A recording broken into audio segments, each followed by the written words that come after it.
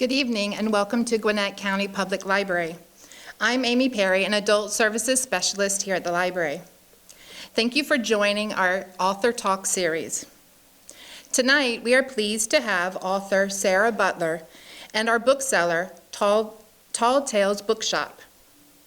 Sara will share a unique piece of Atlanta history and the man who built it as she discusses her new book, Fortune and Folly.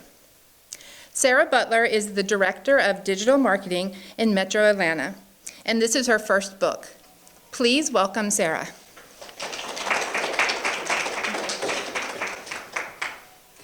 I feel like I should clarify, I'm not the Director of Marketing, I'm a Director of Marketing. It'd be weird if Atlanta only had one.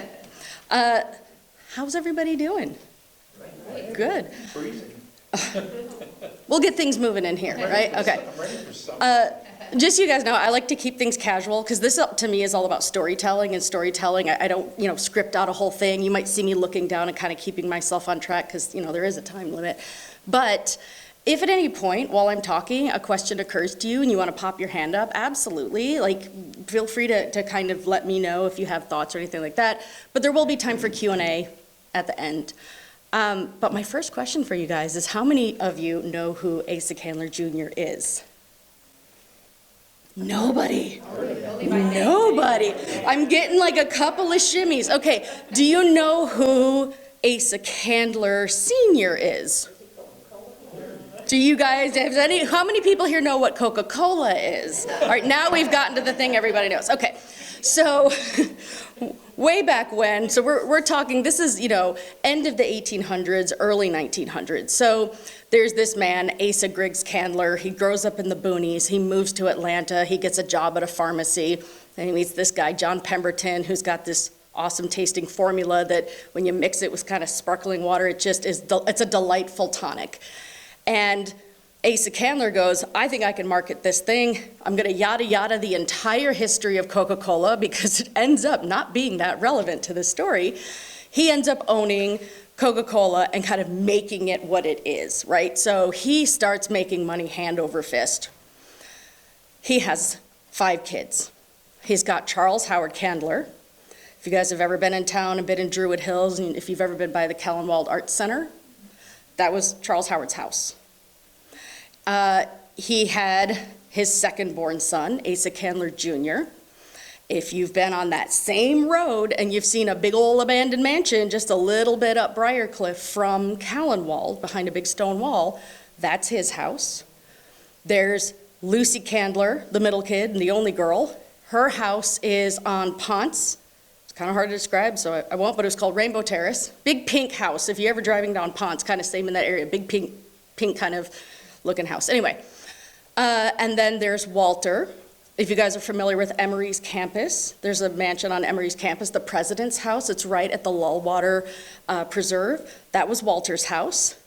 And then you have William, the youngest. He was the only one with a normal house. He just had a regular house in Druid Hills. It's still absolutely lovely, and it was beautiful property, but it fits in with the aesthetic of the neighborhood. It's not really out of keeping with the size of the houses there. So this book is about that second-born, Asa Candler Jr. Asa Candler Jr. did not inherit a lot of his father's best qualities. His father's best qualities was like stick-to-itiveness and really knowing a good deal when he saw it. He could turn he could turn straw into gold. There's this saying that I've run into every now and then that Asa Candler was the kind of man that every time he made $1, somebody else in Atlanta made $1. He had a way of making himself money and making the people around him money.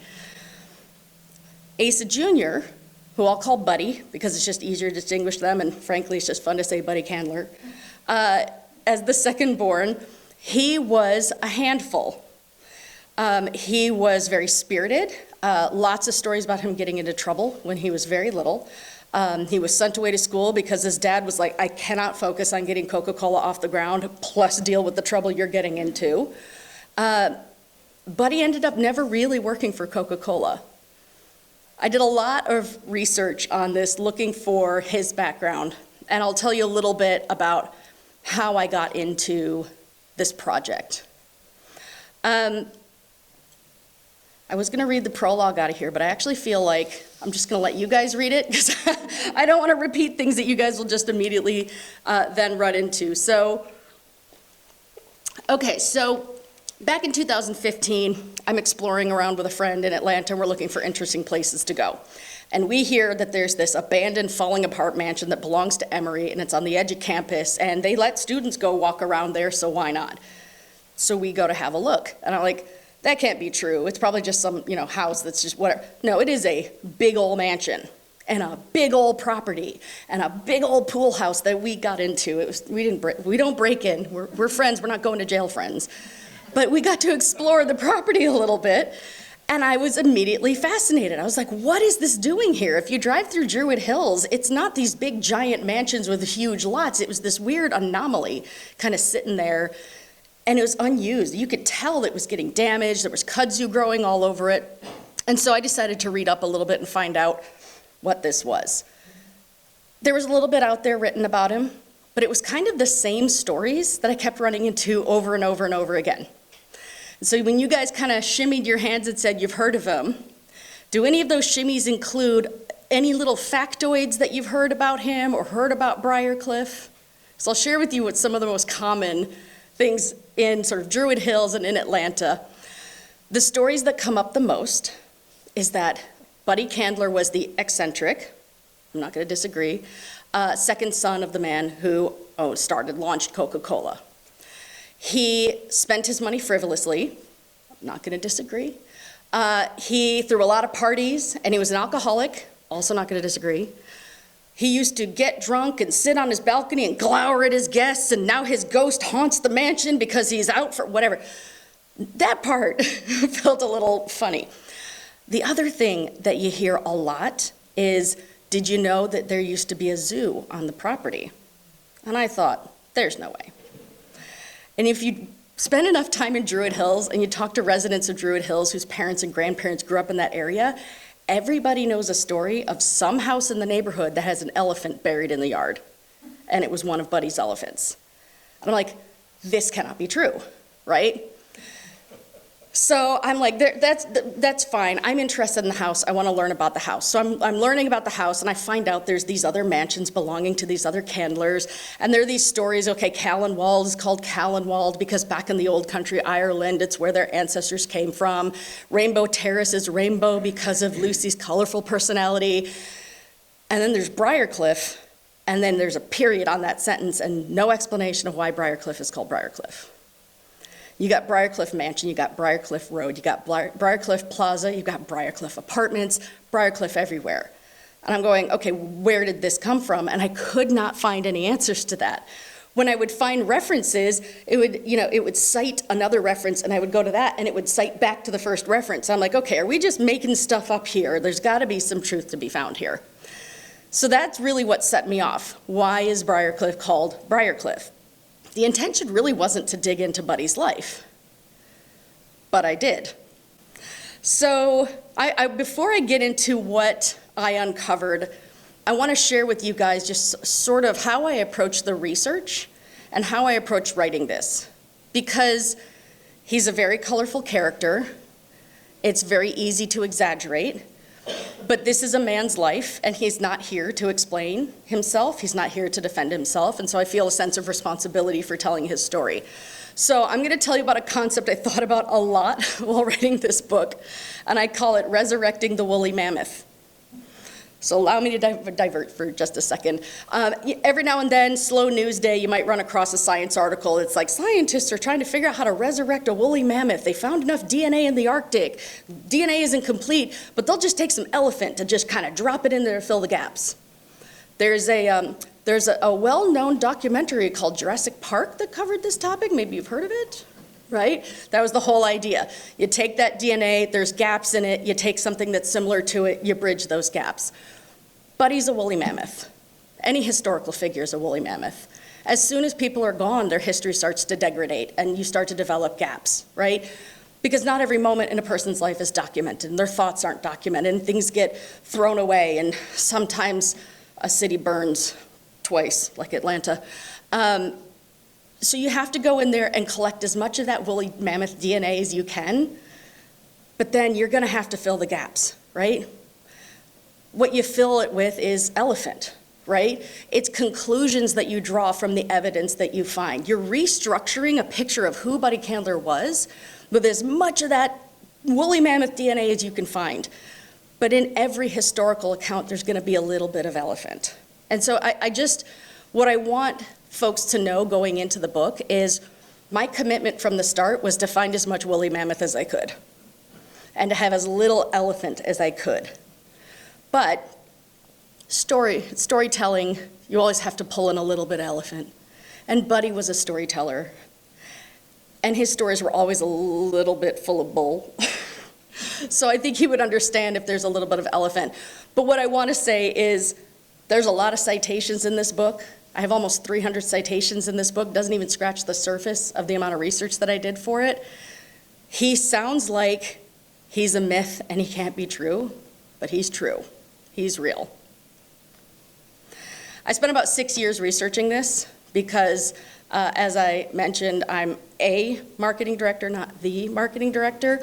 I have a full-time job. I've got 2 kids. I've got 15-year-old twin boys who are very busy. So I was having to do this on weekends and in evenings and that sort of thing, researching whatever I could find.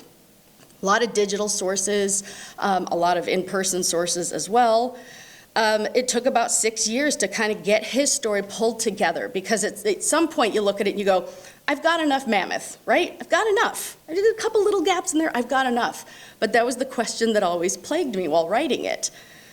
How close is close enough to having the whole mammoth? So I spent all that time trying to get as much of that resource as possible, right? So going back and finding documentation, finding things that are evidence that can be proven, that can be cross-referenced, that can be quantified with dates and documentation of people's lives. And what I came to is this realization in writing this, is another way to talk about the mammoth and the elephant, is there is a difference between truth and fact. And that, as a historian, is what you're trying to sift through. Fact is objective. You can find documentation, it's provable, it's evidence. Truth is subjective. It's what we take from fact, it's how we experience it, it's how we filter it through. So a lot of the existing anecdotal stories, to the people who told them to me, to the people who have elephants buried on their properties, that is truth. Do not challenge that, that is truth. Now, I know where every single one of his elephants went. By the way, yes, I confirmed there were elephants. I know where they all went. It's not true, but for them, it's truth, right? So what I tried to do and what I'm trying to do in this book is, truth is an extrapolation of fact. Document as many facts as I can, but at the end of the day, when you're a storyteller, you're trying to get to the truth of the story. Stringing it together is about finding the truth of the story. And so that's what I tried to capture here. Let me have a little sip.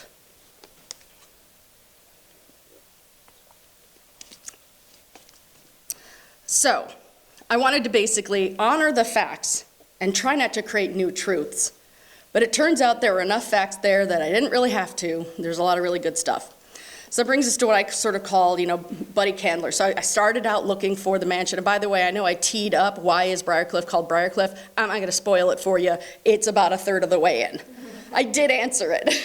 So I was really just looking into the mansion, but the more I read about Buddie, the more I was like, okay, this story is starting to become about this guy. I didn't want it to be about this guy. In fact, I told all of my friends, this is not a book. This is not going to be a book. And they were like, yeah. I swore this was not going to be a book. And then I wrote a book. And then I decided I didn't want to write a book, so I threw that away. And then I wrote another book.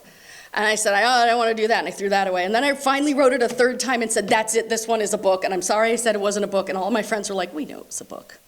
They knew. So, the man, the myth, the mystery. Think about American folklore. You think about characters like Paul Bunyan and John Henry was a steel driving man, and you think about Johnny Appleseed and that sort of thing. They're all based on real people, but they get sort of bigger over time. They get kind of extrapolated and stories get added on. I was convinced that's what Buddie was. But what I found is, imagine you're researching Paul Bunyan and you find out that he's actually taller than the story said. That's kind of what it came down to. So, just to circle back to that claim about the zoo, he had a zoo. He bought an entire menagerie. It was after he got his Coca-Cola money. When that Coca-Cola money came in, he got his inheritance from his dad.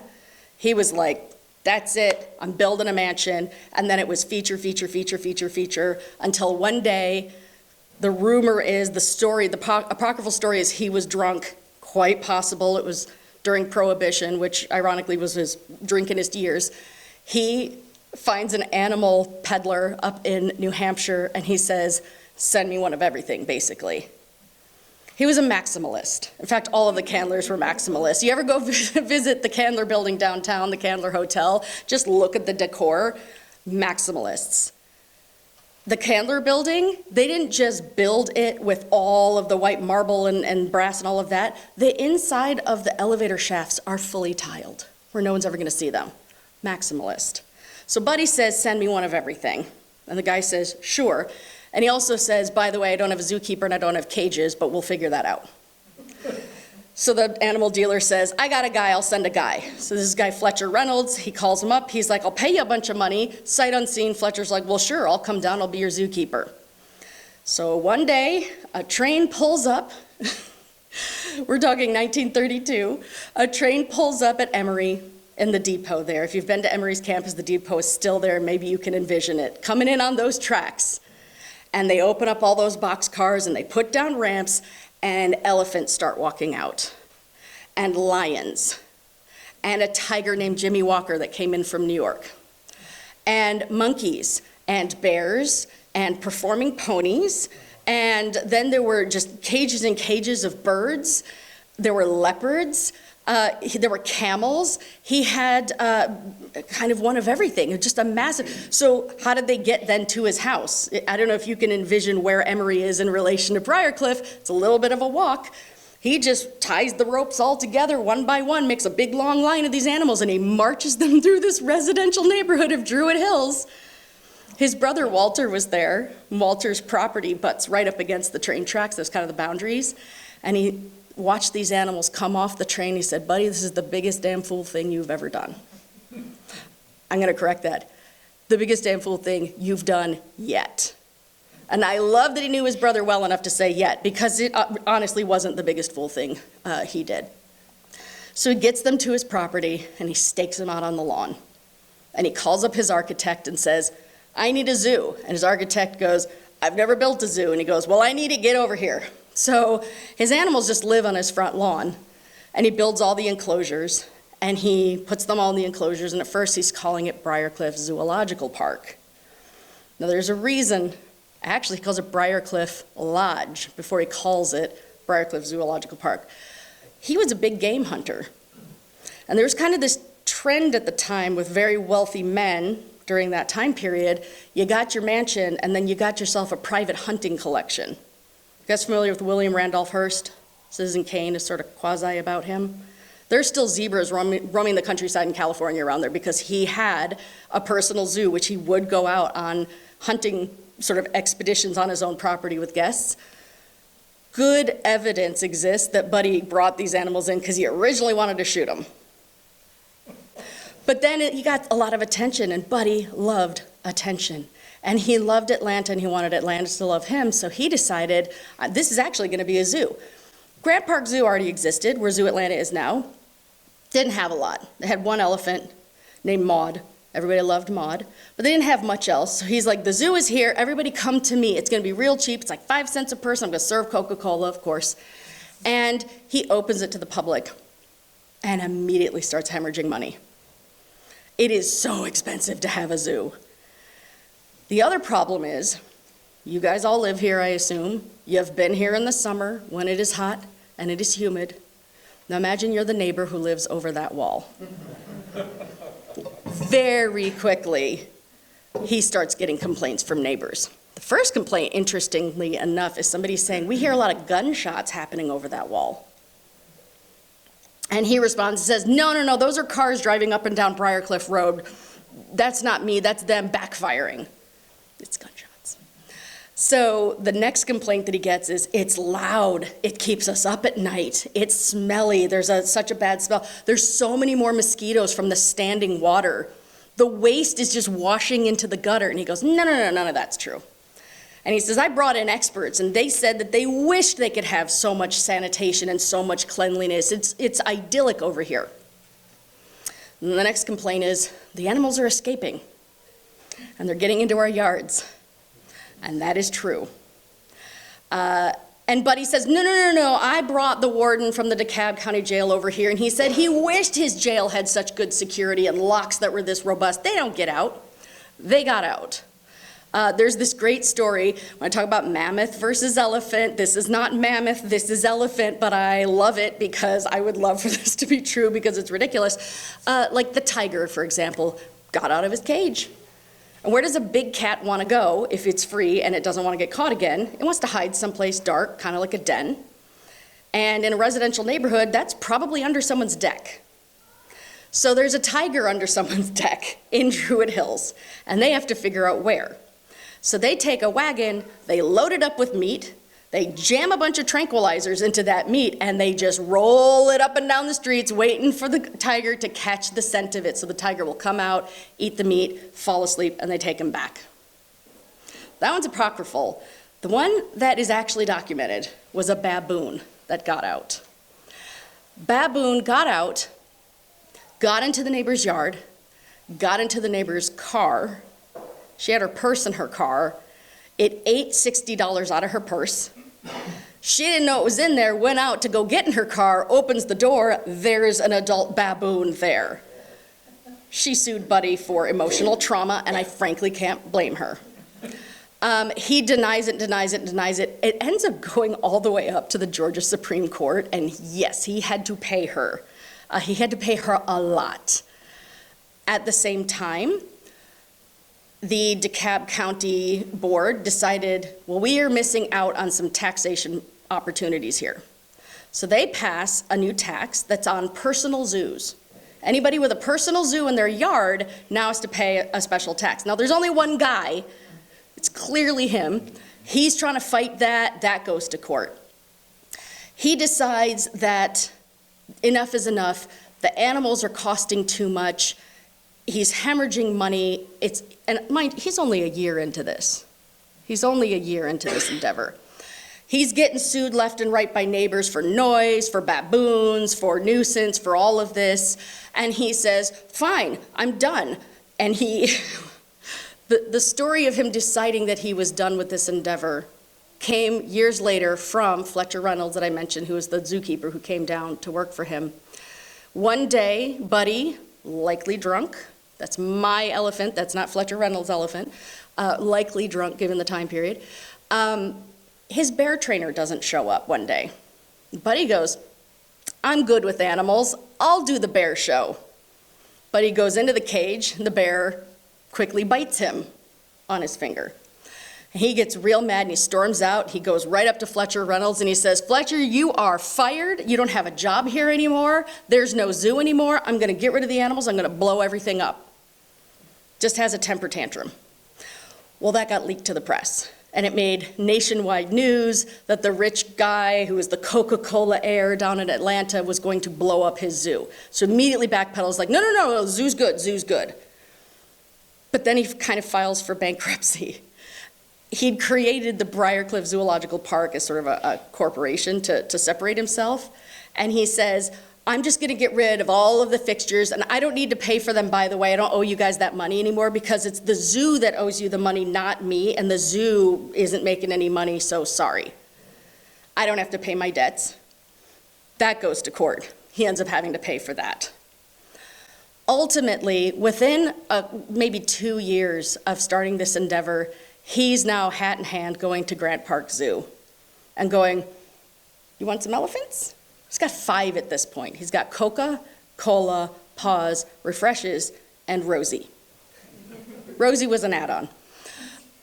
So he goes to them and they say, well, Maud had just passed away. The beloved Maud had passed away in the zoo, and they said, well, we could take an elephant. He goes, Coca, she's my first, you can have Coca. Coca goes over to Grand Park Zoo. Atlanta loves her. And he's like, I'll give you a bargain on the rest of the menagerie. And they go, we don't have that kind of money. He's like, it's worth, $50,000, I'll give it to you for 30. And we're talking, 1933 money. So they say, we don't have that kind of money. And he goes, okay, you guys front half of it, and we'll rally the children of Atlanta. And they'll have these little banks, these little boxes. You can still find these, like in like antique stores. These little boxes. It was collecting nickels for the zoo.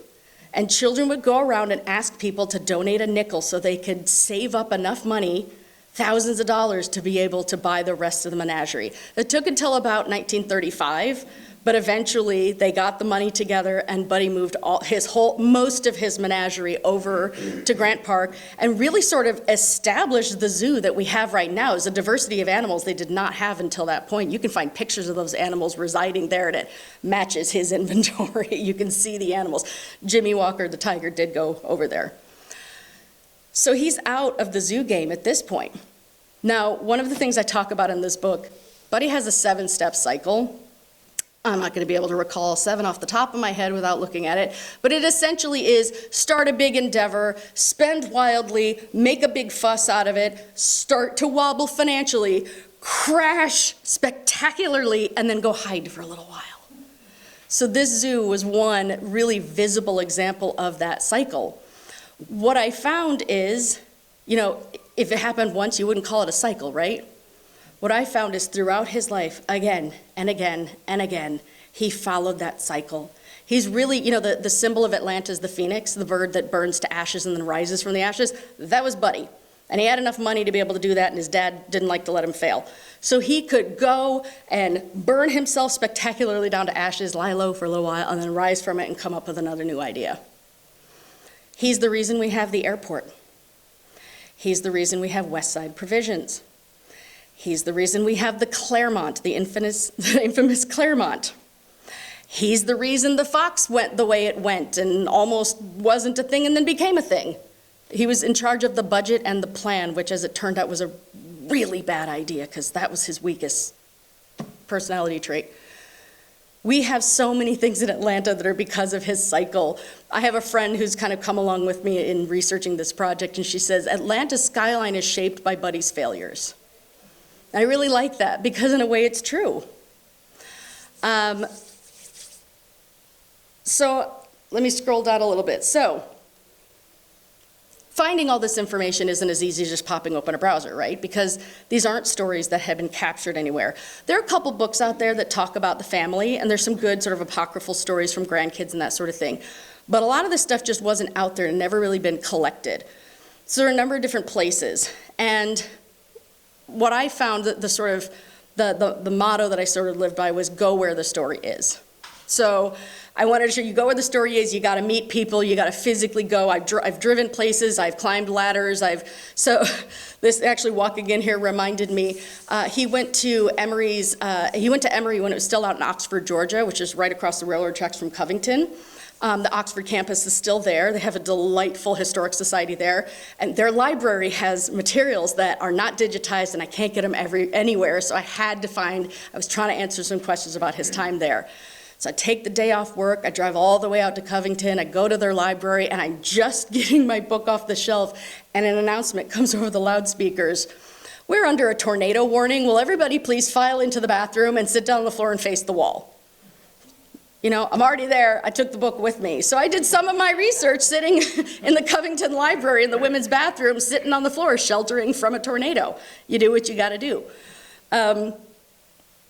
Another thing to mention is that Briarcliff had a pipe organ. His house had a pipe organ in it. It's what you did when you had the means. I have been trying to locate where did the pipe organ go. And I have traveled all over Georgia trying to go places, and I found most of it. It's down at Mercer University down in Macon, and I got to go down there and hear it played. And after it took probably 3 years, I found the remaining pipes. And they're at University of Charleston Southern, so they're in Charleston. And they've just been restored. So I call him up and I say, I'd love to hear them. He goes, great. And I go to my husband and I say, wouldn't it be nice to have a couple's getaway this weekend? He's immediately suspicious. He says, what Candler thing is there? And I said, all right, I found the rest of the pipe organs, but you want to hear pipe organs, right? You want to hear it played. He goes, yeah. So we take a little weekend in Charleston. We go out to the school, we go to their auditorium, and I'm like, great, where are the pipes? And he goes, follow me, come up on the stage. So we go up on the stage and we walk into the wings, and he points up. If you've ever been backstage in a theater, it's a straight iron ladder that goes stories up to where the scenery rails are, basically. And he goes, the chamber's up there. And I am not good with ladders, and I'm not good with heights, but I really want to see these pipe organs, these pipes. So I did it. I climbed up. I went all the way up. You get to the top, you got to throw your leg over to make sure you don't fall back down and get in there. But I got up there, and I gave them just a very light touch because they're, more than 100 years old. And then he played for them. What I didn't think about when I went up there is it's a lot harder to get the nerve to go back down a ladder like that. So there was a little bit of, I don't think I can do it. I don't think I can do it. You guys go first, before I was able to get back down the ladder.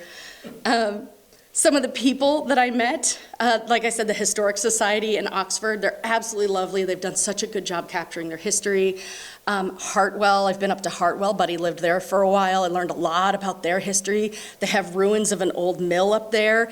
And if you look, you'll find an old abandoned rail car and like a turntable for turning the car, all this stuff that's just kind of out in the woods and forgotten about. It's amazing the things you can find if you go where the story is.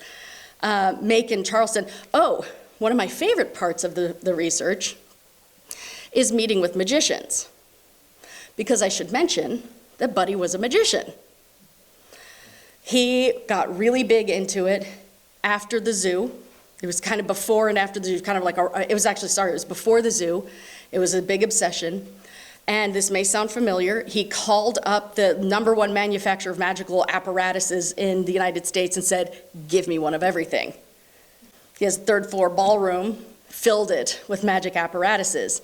Then, as one of the first personal airplane owners in the country, he starts flying around to meet Houdini and the great Dante, right? He starts meeting all these famous magicians and bringing them back to his house. So I, of course, have to dig into this. I spoke with one of the great-grandchildren of the family who maintains their family tree, and he was close to the part of his family that was involved in the magic era. And he said, Uncle Pete never told me, Pete was Samuel, Uncle Pete never told me he could do magic. I'm like, there were newspaper articles written about him. But it's lost history, it's gone, right? So I need to know about this, right? So I start searching. You got to find weird places. You got to be innovative. So I find this publication that used to be just subscription only periodical just for magicians in the 1920s, and I start finding locations and names. I start finding people and descendants, and I found someone who knew him because he was in the Atlanta Magician Society when Buddie was. He's 90 years old, but he still had memories. I find a guy up in Michigan who says, I have one of his apparatuses. Do you want a picture of it? I ended up on the phone with the man who manages David Copperfield's collection because I just knew he was going to know something about Buddie. And then he said, no, but I've been looking for information about Buddie. What can you tell me? I was like, dead end. But there's nothing quite like being able to say to somebody, I'm sorry, I have to go. I have an appointment with the magician. It's my favorite part of the whole thing. So then we come down to one of the things that I hope you guys will get out of this book is, I tried to tell his story as a story. I didn't want it just to be a litany of facts, right? It's stringing a story together. So you can find pockets of things. He was involved in, us getting an airport. He had a zoo. He was a magician. Lots of things like that. How do you then string that together? And that comes down to just sort of storytelling, right? So in any story, there's two realities. There's what the protagonist thinks is going on and what's really going on. And the story is in the resolution of those two realities, right? And I looked at it as Atlanta is the protagonist, right? So you think about it, another true story, right? So another fact, I was going to use something fiction, but let's just talk like the Titanic, right? Part of what makes the story of the Titanic compelling and why it still endures is because there's a tension between what those passengers thought was reality and what ended up really being reality. And the story is there where those two things collide and are incompatible. So for me, it was looking for places where Atlanta our collective memory of Buddie, had the story wrong, or had the story about Asa Sr. wrong, and finding the actual reality and finding the story where those two things come together. So that threads through the book. Hopefully that makes it compelling. It was compelling for me for 6 years. So the story is in the reconciliation between what Atlanta remembers and what really happened. Let me do a time check here. I got about 10 minutes. Not bad. I listed four options here, and I was going to let you guys tell me what you were interested in. Because I was going to do a little bit. These 4 stories are places where I found erroneous documentation of the history, and actually reached out to people and said, you'd be surprised where people will let you go in a historic building if you just call them up and say, if you let me go in the basement, I'll give you your history. I got in a lot of good places that way. So I could tell you about the Fox Theater. I could tell you about the St. Andrews Bay Yacht Club. I could tell you about how Emory was almost where the airport is now, which Emory did not know. And the evidence was in their rare paper archive.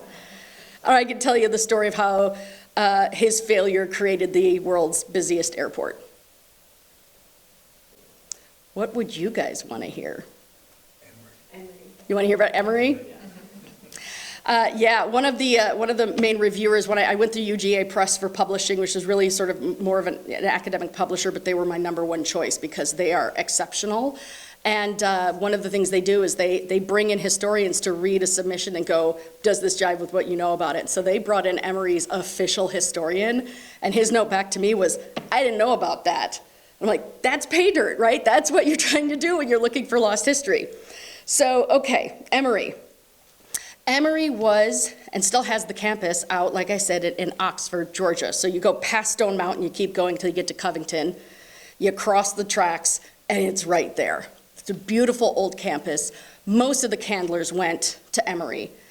It was kind of a big deal. They were all in the Kappa Alpha fraternity. They all got their degrees from there. Buddie was there, and almost dropped out because he was not good at school, and he also got kicked out of his uncle's house and had to find a place to live because he was riding his bike on campus which was forbidden, and he was smoking, and he was pulling pranks and all of that sort of stuff. So Emory at some point, Emory's fine, they're doing fine, they're out there in Oxford, but I just mentioned his uncle, so his name is Warren Aiken Candler. He's Bishop Candler, so he's a bishop in the Southern Methodist Conference, right? Big kind of important person. Sometime around, I'm off the top of my head, 1911, 1914, somewhere in there, he's mostly living up in Nashville, and he's on the board at Vanderbilt College. Vanderbilt College, also a Methodist college. It was started by a $1 million grant from Cornelius Vanderbilt to have a Southern-based Methodist college. They had a board of bishops. Well, sometime around then, the non-bishop part of the board said, you know, we would really like to be able to open up so we can recruit staff, so we can recruit faculty that are not maybe Methodist and be able to open up the school. And Warren Aiken Candler is like, absolutely not, you can't do that. The church has to stay in control of this college. They take that all the way up to the Tennessee Supreme Court. The Tennessee Supreme Court says, we think the college can do what they want to do. So they end up kicking some bishops out, one of which was Warren Candler. He's mad, he's big mad. But he also has a very rich brother. So he comes back to Atlanta to his big brother, Asa Sr., and says, you know what we should do? Atlanta should have the premier Methodist college. What if we moved Emory? Asa Sr. just happened to have this piece of land that was going fallow. It was a racetrack that Buddie had built and lost within a year, like the zoo, at great expense. He was at that point only using it to let a couple of daredevil pilots, biplane era, just kind of use it. They're calling it Candler Field. And he says, well, we could use that land down in Hapeville, we'll just move it there. Sort of like Buddie did with the elephant, he goes down to Hapeville and he goes, just like Cornelius Vanderbilt, I'm gonna give $1 million to get Emory moved here so that Atlanta will be the premier area for anyone who wants to go to a Methodist college. We're gonna show Vanderbilt up, whatever. And he rallies the residents there, and he's like, you guys are going to help raise the money and help us put together a compelling argument to do this. There are certificates they had drafted up for landowners there, for people to be able to pledge money. I mean, he could have afforded it all on his own, but he really liked the idea of the community pitching in too, which is generous of him. So they have all this documentation. They put together this whole pitch that they were going to take over to the Southern Methodist Conference and say, here's our idea. At the last minute, they thought, ugh, it's kind of far out of the city. Maybe we should just have it closer. Well, Asa Candler had, several years before that, purchased a very large area of land much closer to the downtown Atlanta area. It's called Druid Hills. It's the Druid Hills land development. He'd purchased the whole thing, planned to turn it into a neighborhood. It was a lot of acreage. And he's like, why don't we just use some of that? I already own it. And that was how we ended up with Emory in Druid Hills. But for a hot second, it was almost down in Hapeville, where the airport is currently now. Little time check. Any other? That's where the racetrack was? That's where the racetrack was. Do you want me to give you a little snippet of the racetrack? Okay. Buddie liked modes of transportation. I mentioned the bicycle. The bicycle kind of hit this popular peak. Bicycle's not actually that much older than cars, like we tend to think it is, but it's not. That kind of safety bicycle shape that we know and love. 1896-ish is when there was this huge boom. That's when Buddie was at college at Emory. He got swept up in bike fever. He spent like a month's worth of stipend from his dad, his whole budget he spent on a bike when he shouldn't have. And there's a couple of letters where Asa Sr. comments on that. And he starts a bike club. It's the only club that he's really part of. A few years later, he's now a grown man. He's got a job. He's living up in Hartwell. And he's bored and he wants a car. So he buys himself a car. And he bought himself another car. And then he eventually moves back to Atlanta. We're talking 1909. And 1908, 1909, he finds a bunch of other rich guys who also are super into cars. And like, we should form a car club. That would be great. And then he spends the spring of 1909 traveling around trying to find land because his interest was piqued by some very big news. Indianapolis was building a speedway. You know, the Indianapolis 500, you know, the Grand Prix, still there, ours not there. That's Buddie. He says, we're going to build one, but it's going to be bigger, it's going to be better, it's going to be awesome, we're going to build it, we're going to do it in such a short amount of time, and he starts releasing details. He's like, the stands are going to be this big, and then there's going to be a way to cross over the track safely, and we're going to have this, and we're going to have these garages that are 2 stories. None of it, they haven't even broken ground or really gotten all this together. So he makes all these commitments because he's trying to raise money. He doesn't have the money, and his dad is a little bit like, I will give you some money, but it's a loan, so you can get this off the ground. So they spend all of 1909 putting this track together. In November, they have their first races, and it is phenomenal. And it ends up, Asa Sr. being the sort of businessman he is, he goes, well, if we're going to have all these tourists here with cars, we should have something called Auto Week. You can actually look up and find pictures of Auto Week in Atlanta. Huge for the industry. Every manufacturer was here. And it actually did, you know, that every time Asa Sr. made $1, someone else made $1. He made a lot of people a lot of money and brought manufacturing of automobiles here. He brought tourism here. A lot happened. So the Speedway, pretty successful. There's a lot in here about it, so I'm going to summarize and call it pretty successful, and I'm going to put a big asterisk on that and say read it because not really. And immediately following the races, the news gets out, they're broke. They had 40,000 people who came, they still didn't break even. Over the next year, they are unable to get enough people to come out, and they lose so much money that Asa Sr. forecloses. And this is a really interesting thing for me. None of this had really been documented before, but there was this very common story that kind of had come out of the family that when Asa Sr. gave the inheritance to all of his kids, he sort of tallied up what they had borrowed and what they owed, and he gave them their inheritance minus anything owed. And the story is that Buddie got his inheritance minus $100,000. So he got less than everyone else because that's how much he owed to his dad. $1917, right? I found at the Emory archive the actual contract that Asa Sr. drafted that he made his son sign about the financial obligation to be able to support it, to make sure that he personally did not lose money on this property, the amount of money that ended up going, that Buddie went under carrying his debt was $130,000. And it was only a few years after that when he got his inheritance, and it was minus $100,000. That's where mammoth, you pull an elephant between, right? You go, my conclusion, the truth between those two facts, he was never able to pay himself out of that debt, and he was just going to carry it until he got his inheritance, and ultimately that's what he did. When the Speedway went belly up, it just sort of laid there for a while. A couple of pilots showed up, Doug Davis, Beeler Blevins. If you look into the history of flight in Atlanta, you'll find those two names. And they were doing, they saw some potential. They said, people are going to want to go on plane rides. They're going to want to learn how to fly a plane, but also airmail. What if you could get your mail faster? So they asked Asa Candler Jr., can we use this land? And he's like, I don't care, you can use this land. And so that's how it starts to become Candler Field. And it was a progression over time where it was more and more, it was being used for air travel. And then eventually, in a deal in 1925 with Alderman William Hartsfield, who saw the potential, the city of Atlanta completed the purchased the land, and established the airport. That was a place where the history was wrong. Everywhere I looked, it said Asa Sr., the man, the Coca-Cola man, he brought us the airport. Wrong Asa. It was Asa Jr. At that point, Asa Sr. was in the hospital. He'd had a stroke. He was sort of in his last time. He was not making decisions. And I was able to reach out to some of these historic organizations and say, you got the wrong guy. It was Asa Jr., and we got the airport built on his failure, as so many other things were. Time check. I landed pretty well here, right? 7:45. All right, so we have some time for Q&A. Descendants of Junior?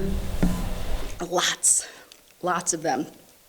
So Buddie had several children, and they all got married and had kids. Well, Buddie was very much, I mentioned at the beginning that he was sent away as a child because he was unruly and wasn't allowed to live at home because his dad was like, I can't focus with you here.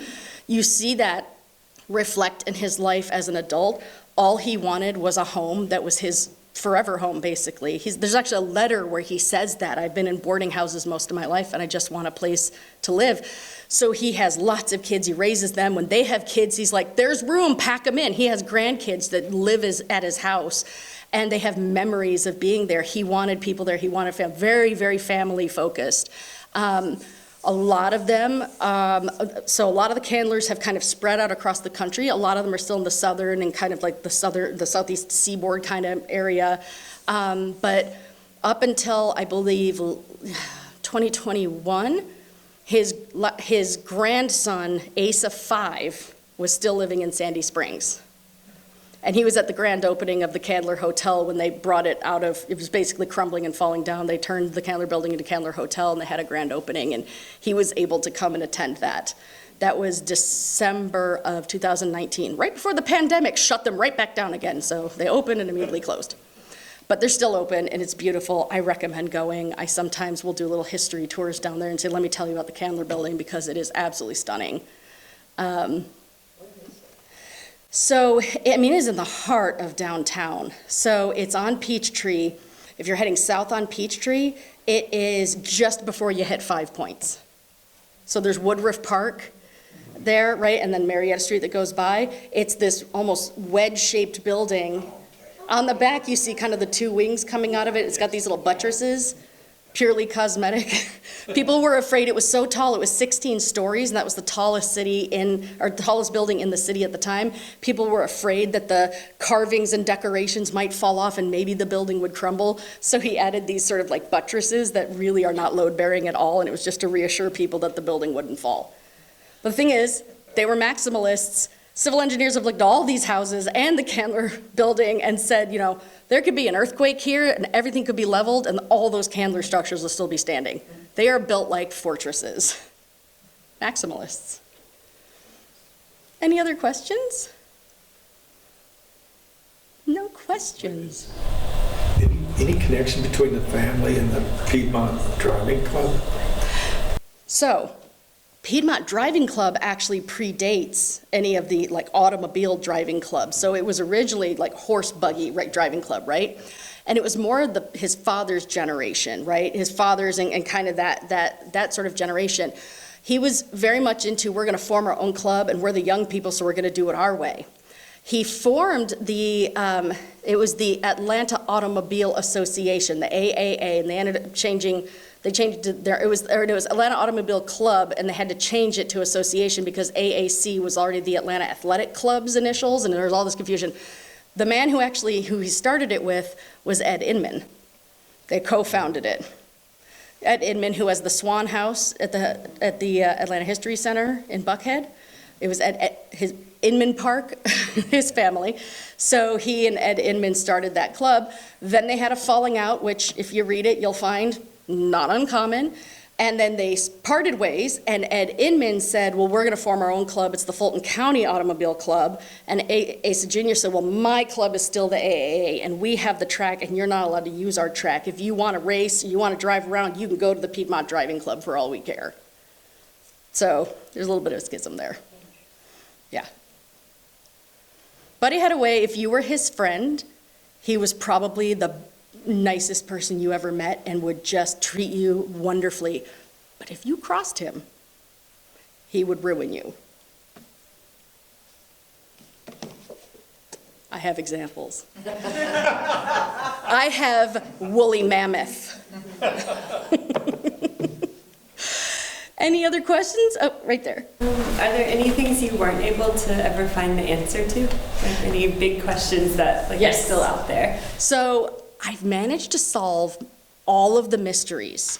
So I was down to little things, I mean, you call it little things, but I was obsessed with it, which is where did every single pipe from that pipe organ go? Tracked all of them. By the way, Callenwald Art Center, they still have their organ.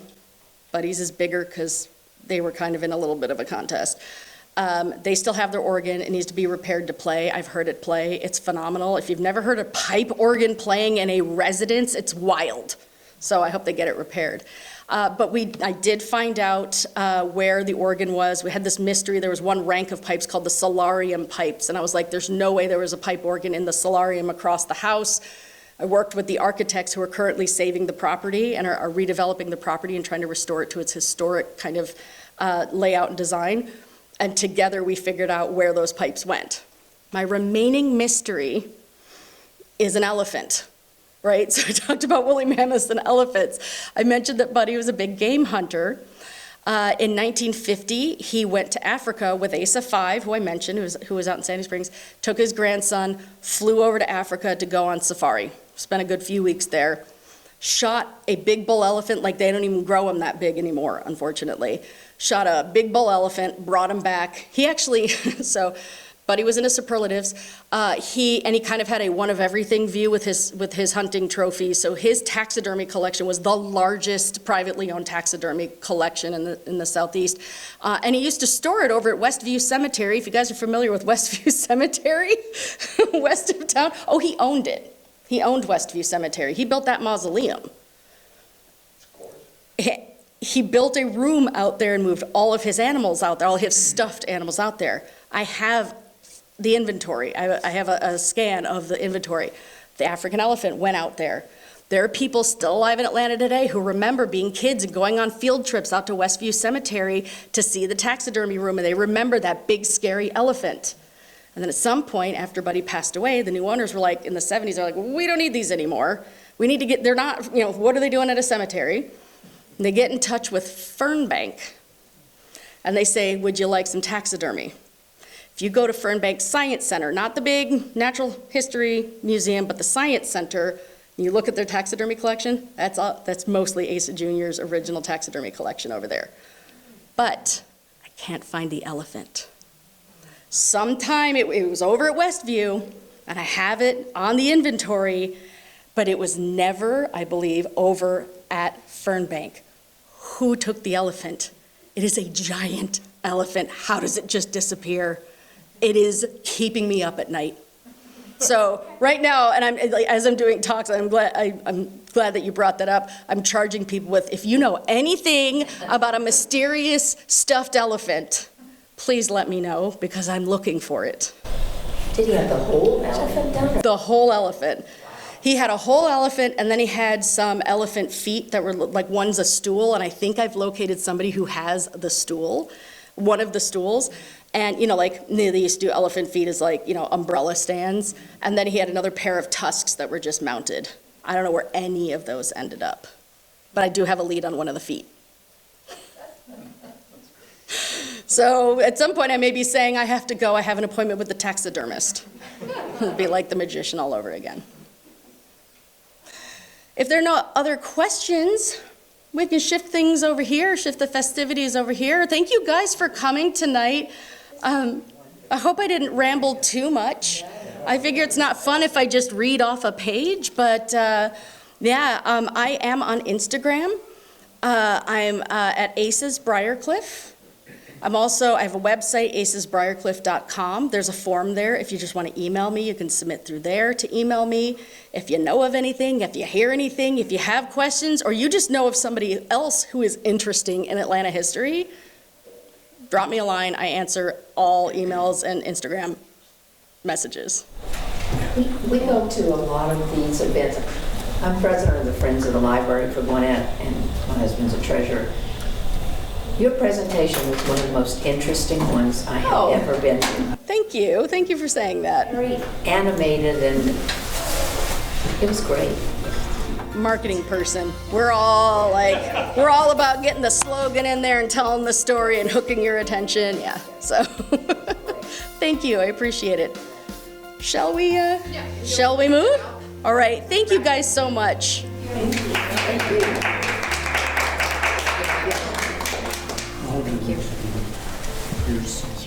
Thank you very much for attending, and thank you, Sarah, for whetting our appetite a little bit more about Buddie.